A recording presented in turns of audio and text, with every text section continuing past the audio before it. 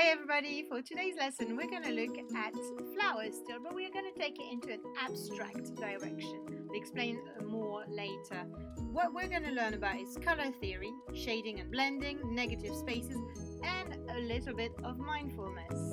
What we'll be doing is using shadows to practice our contour line drawing and negative space. Negative space is the shape, the spaces or the shapes in between objects.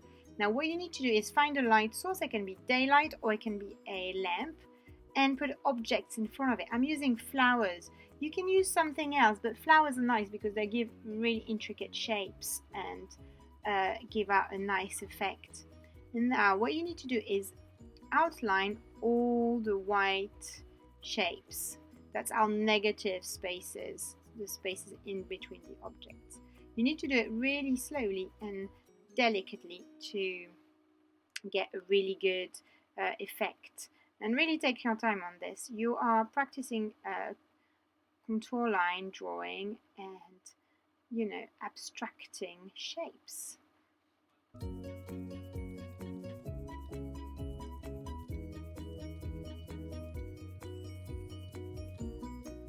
Once you've finished outlining everything, turn your paper around and start again on the same paper, because we want to fill the whole page with shapes and we want to make it look abstract. So keep going on this until you have all the shapes outlined.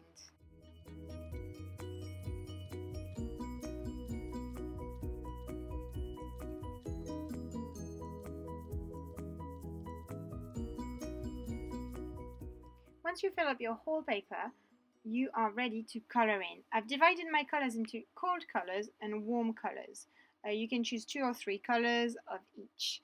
It's a good idea to divide your colors into warm and cold, because like that you know that they will blend really well, and also they will give a good contrast.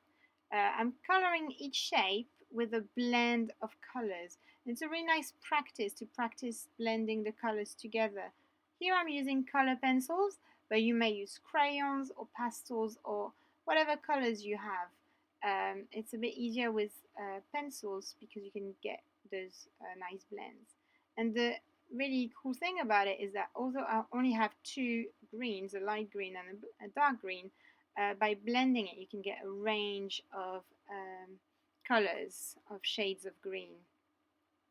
So the idea is to color in shapes in the cold colors and other shapes in the warm colors, and you're trying to make it so that they don't touch each other, so you have a really good contrast between the shapes and you can get a really interesting vibrant artwork.